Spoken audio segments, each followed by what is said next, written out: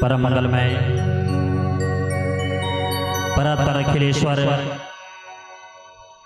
अकारण करुणा वरुणालय भक्तवांछा कल्पतरु तड़िति विनंदी श्री पीतांबरधारी मोर मुकुटधारी भगवान बालकृष्ण लाल की वांग्मय प्रतिमूर्ति श्रीमद् भागवत महापुराण के पावन चरणों में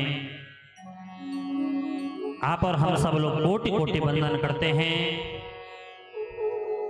साक्षात भगवान सूर्य नारायण, साक्षात मां गंगा, मंडप पर आवाहित प्रतिष्ठित समस्त 33 कोटि देवी देवताओं के चरणों में मेरा कोटि कोटि वंदन। कथा में उपस्थित पूज्य माताएं, पूज्य बहनें एवं अपने से बुजुर्गों के चरणों में मेरा बारंबार प्रणाम। संगीत पर विराजमान सभी संगीताचार्य भाइयों के चरणों में मेरा सादर वंदन और अपने समस्त विद्वान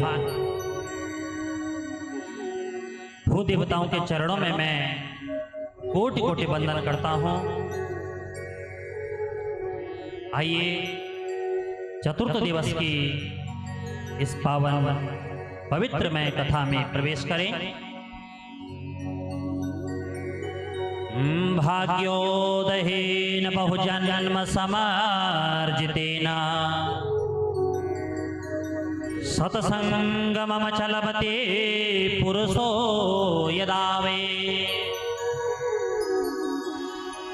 अज्ञान हेतु कृतमोहमदान्धकारं नासं विदाहि तदोदयते विवेका। मित्रों ध्यान देना। भाग्योदहेन बहुजन्म समर्जितेन सत्संग मम चलवते पुरुषो यदावे। यह जो भगवान की कथा है बड़े ही भाग्य से व्यक्ति को श्रवण करने के लिए मिलती है। और जब जीव के करोड़ों जन्मों के भाग्य उदय होते हैं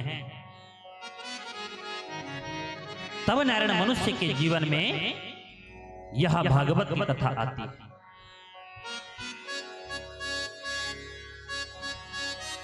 यहां पर भगवान वेदव्यास जी ने एक जन्म की बात नहीं बोली। क्या कहा? जन्मांतरेर भवेत् पुण्यम तदा भागवतम लवे। जब स्त्री और पुरुष के जन्म जन्मांतरों के, कल्प कल्पांतरों के और युग युगांतरों के अनेक जन्मों के जब व्यक्ति के भाग्य उदय होते हैं तदा भागवतम लवे। तो मित्रों मनुष्य के जीवन में भागवत की कथा आती है। एक जन्म की बात नहीं बोली। शब्दों पे ध्यान दो। क्या कहा वेदव्यास जी? जन्मांतरेर भवेत् पुण्यम तदा भागवतम लवे। जब जन्म जन्मांतरों के, कल्प कल्पांतरों के और युग युगांतरों के भाग्य उदय होते हैं तो मेरी कथा प्रेमियों यह कथा श्रवण करने के लिए मिलती है।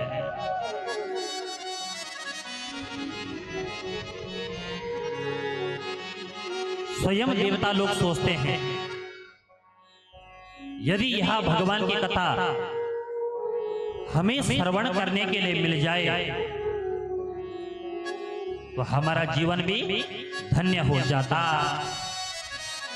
परंतु भैया यह जो भगवान की कथा है देवताओं को भी दुर्लभ है। यह भगवान की कथा देवताओं को भी दुर्लभ है। क्योंकि भगवान सुखदेव जी ने तो देवताओं को अभक्त जानकर भगा दिया।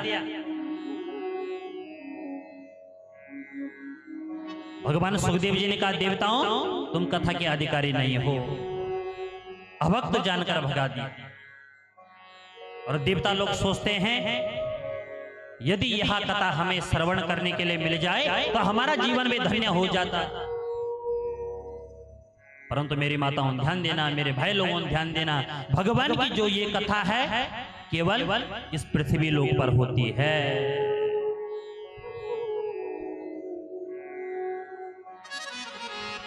केवल इस पृथ्वी लोक पर भगवान की कथा होती है। स्वर्ग लोक में भगवान की कथा नहीं है, सत्य लोक में भगवान की कथा नहीं है, वैकुंठ में भगवान की कथा नहीं है। कथा कहाँ है? इस पृथ्वी लोक पर। स्वर्गे सत्ये च कैलासे वैकुंठम नाशयं रसा अता पिबन्तु सदा भाग्या मामा मुंचा कहर्चिता मामा मुंचा कहर्चिता। स्वर्गे सत्ये च कैलासे वैकुंठम नाशयं रसा अदा पिबन्तु सदा भाग्य मामा मुंचा कहर्चिता। केवल इस कथा का पान कहाँ होता है? इस पृथ्वी लोक पर। इसलिए भैया ध्यान से इस कथा को श्रवण करना और कथा सुनने के साथ में इस कथा का मनन करना, इस कथा का चिंतन करना और ये कथा अपने जीवन में भी उतारनी है। और जब आप लोग इस कथा को जीवन में उतारोगे तब हमारा कथा करना सार्थक है। इसलिए भैया इस कथा को अपने जीवन में भी उतारना है। हमें मनुष्य जीवन मिला है। क्या मिला है? मनुष्य जीवन। और 84 लाख योनियों के बाद मनुष्य जीवन मिलता है। मित्रों ध्यान देना, जीवन में आपको सब कुछ मिल जाएगा, परंतु यहां मनुष्य जीवन मिलना बहुत दुर्लभ है। बहुत दुर्लभ है मनुष्य जीवन। दुर्लभम मानुषम जन्मा देहिनां क्षणभंगुरः तत्रापि दुर्लभम मन्ये वैकुंठा प्रिय दर्शनः। कितना सुंदर कहा हमारे शास्त्रों ने। दुर्लभम मानुषम जन्मा, या जो मनुष्य जीवन है बहुत दुर्लभ है भैया। देहि नाम क्षण भंगुरा, क्षण भंगुर की कलिका है मनुष्य जीवन। तत्रापि दुर्लभम मन्ये वैकुंठा प्रिय दर्शनः। और मनुष्य जीवन पाकर यदि भगवान की कथा मिल जाए तो हमारा बहुत बड़ा सौभाग्य। मनुष्य जीवन पाकर यदि भगवान की कथा श्रवण करने के लिए मिल जाए तो हमारा तो बहुत बड़ा सौभाग्य है। और मनुष्य जीवन पाकर जीवन में यदि कथा नहीं है तो जीवन चांडाल के समान है। किसके समान है? जोर से बोला, चांडाल के समान। आ जन्म मात्रमपि हेन सटेन किंचित् चित्तं विदाय सुख शास्त्र कथा न पीता चांडाल वच खरवत वदते न नीतम मिथ्या सुजन्म जननी जन दुख भजा। ध्यान देना मित्रों, क्या कहा भगवान वेदव्यास जी ने? आ जन्म मात्रमपि येन सटेन किंचित्। मनुष्य जीवन पाकर यदि हमने सुख शास्त्र का पान नहीं किया, भगवान की कथा नहीं सुनी तो जीवन चांडाल के समान है, गधे के समान है, सुअर के समान है। इसलिए भैया इस मनुष्य जीवन में क्या करना? सत्कर्म करना, अच्छे कर्म करना।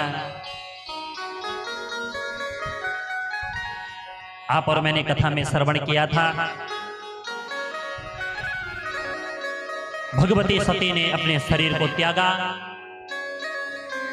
और भगवती सती का अगला जन्म भगवती पार्वती के रूप में हुआ और फिर पार्वती जी का विवाह भगवान शंकर के साथ में संपन्न हुआ। यहां तक की कथा हमने श्रवण की।